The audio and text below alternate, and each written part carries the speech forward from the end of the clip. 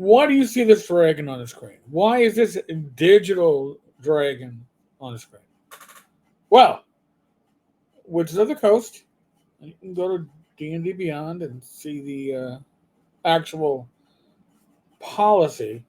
Says no AI in the final art.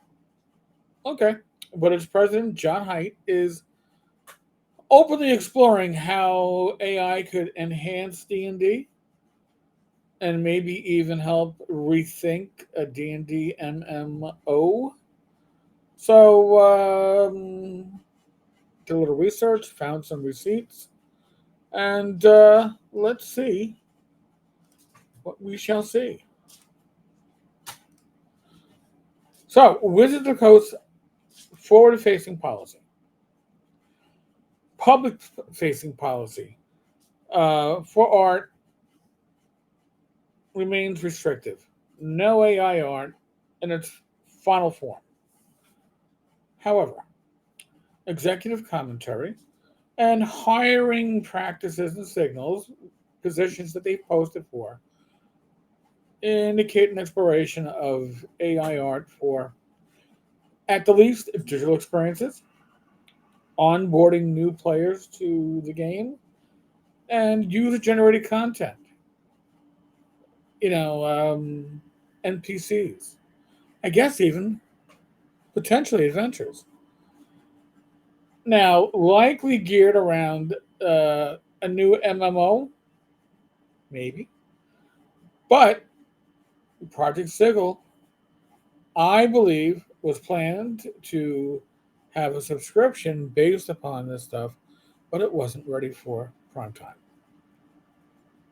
So, who is John Haidt? Why do his words matter? Well, I should say, he is president of WotC uh, and digital gaming. So, Wizards of the Coast and digital gaming is all under one umbrella. He is the president of such, under the larger umbrella of Hasbro. He oversees WotC Studios. I'm going to have to look at this. Digital licensing, cross-brand strategy for D&D and Magic, and the video game pipeline and digital direction. He was head of the Warcraft franchise for Blizzard. Whoa, that's pretty big. And now he's running WotC. And when he was brought in for mandate to scale digital. So he was supposed to bring 1 to 2 digital games per year starting 2025, 2026. So we should be starting to see some things getting announced. We should see things, smaller stuff, possibly coming out. There's an investment in Central Tech, including Wizards AI. There's been postings.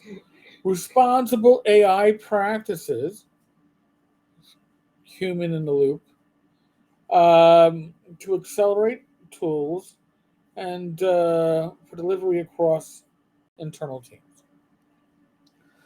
A lot of big words, a lot of corporate mumbo jumbo, but we know from his own words that he uses AI in his home games to generate content. He thinks it's a great tool. Well, that's fine and dandy, but that likely means that he wants to do what all corporate leaders want to do, find a way to monetize such. So he had made some MMO comments and AI comments, and they'll kind of fall into place with a corporate push to expand digital output and modernize WotC's game development. And what do I mean by modernize WotC's game development? Make it more profitable. How do you make it more profitable? Well, you can either sell more stuff or lower the cost. Development cost, that is. How do you lower development cost? Well, you kind of got to remove some of the human element from the cost equation. Listen, we're working on theories here to some extent, but quite possible. So now he had an interview earlier this month, and he was rethinking MMOs. And I'm going to It was in a GameIndustry.biz interview with Lewis Packwood. It was from earlier this month, September 5th, but it's hitting the internet now. Dungeons and Discourse, or Dragons and Discourse, the Irish chick, she did a video on it, made some very valid points. And he said the Wizards of the Coast president. Well, the article said the Wizards of the Coast president would love to see a new Dungeons and Dragons MMORPG. Some quotes from President Height. I'd love to have that on a potential D&D MMO. We want to rethink what an MMO is in this day and age. The traditional model could use updating.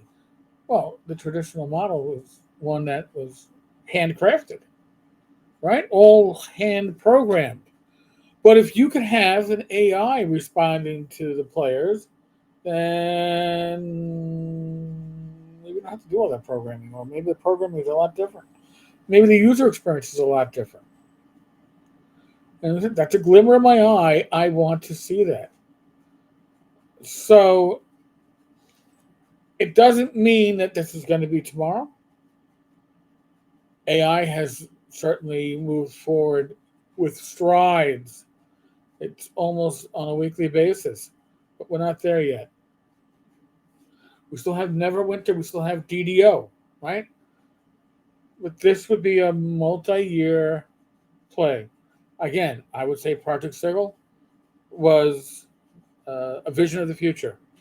And it's a vision of the future that just wasn't ready for prime time. So, what would this AI do in tabletop?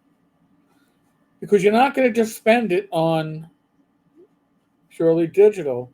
You want to bring the digital into the tabletop. And why is that? Because you want to give people a reason to subscribe to your digital platform.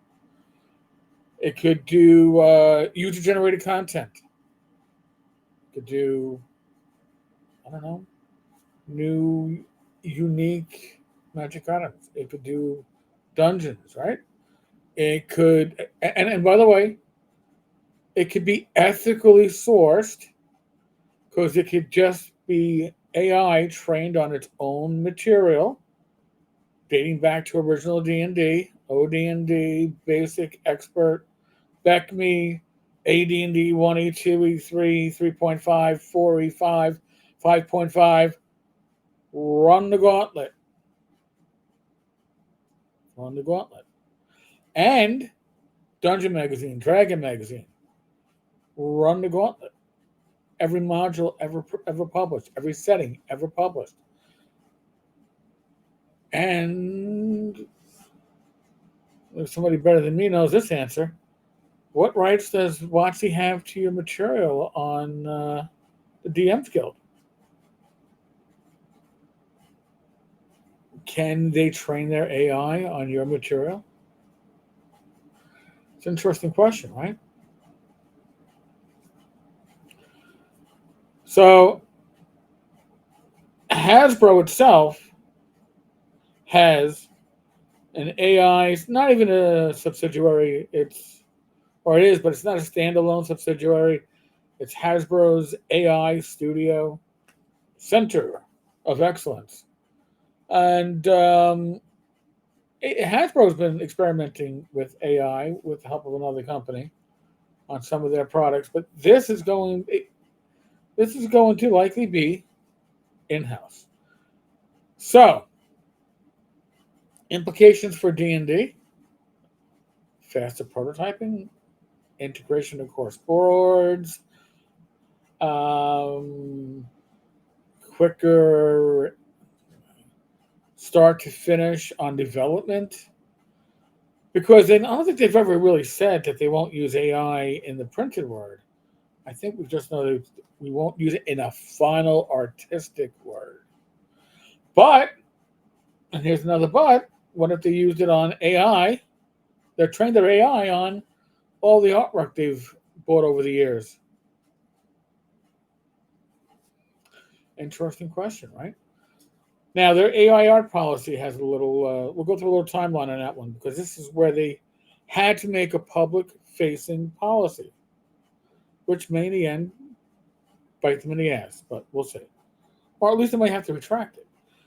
August 2023, Big B presents Glory of the Giants. There was an AI controversy, and they wound up replacing the image in later editions, and I guess the D&D Beyond version of the book. They had new guidance about using AI. Nobody wants six-fingered giants or anything like that. Ravnica Remastered promotions had AI in the promotional material. Another recommitment to human-made art. By the way, these mistakes happened within months of each other. Mistakes. This past June of 2025, updated generative AI art FAQ. No AI art in final creative contributions. And they were evaluating detection tools and human in the loop. By the way, these AI detection tools are far from perfect. And they will often flag human-made work as AI and not catch some of the AI art. So it's not really a perfect view. So, no AI art for D&D and Magic the Gathering. That is the current policy. How about research and development? There's probably active exploration of AI, LLMs for user-generated content, onboarding new players, DM tools, and Height is open to AI helping rethink a D&D MMO. When they're talking about tools, they're talking about subscription services, pay to use, is not free. Now, we've talked about this before, and I've been predicting this since Sigil was announced. All right? There's no official announcement on AI tools, so don't take this out of this. But when you start reading the tea leaves, when you start looking at the evidence, it starts drawing a picture. They've been hiring signals. Let me see. AI Studio, right? Central tech growth within the company. They've updated the FAQ. I expect there'll probably be another FAQ update before the year is out. When it comes to that, I think the likely path is they're going to keep book art human-made. However, they're going to use generative art for GM tools. Oh, I need some handouts for my players. Boom, boom, boom, boom, boom. Generative art, right? But it's not going to be in published work, but you're still going to be paying for it. And the MMO is going to be built around the idea of using AI. And I'm still going to repeat this. I can't repeat this enough. Project Sigil withered on the vine because AI didn't catch up to where they hoped it would be. And now they are pivoting. But tell me what you think. Is this a pivot? If WotC launched AI tools for DMs, would you use them? I'd like to know. Now, next follow-up video, hopefully I'll get it up before ShireCon, but we'll see, is going to be best O.S.R games to onboard a 5e player into the world of the O.S.R. But leave your comments below, like, subscribe, and if you would like to become a member, we're offering free content right now. We've got 12 mundane or minor magic items up. You can just go to our post on this channel. You just go to the section on the page for the channel. They have posts. You don't even have to be a subscriber or a member to get that. But if you want the class-based items, remember $1.99, you'll get that. There'll be more stuff coming throughout the next weeks and months. But there will always be some free content just for those folks that subscribe or just like the channel. All right, folks. God bless. I'll catch you later.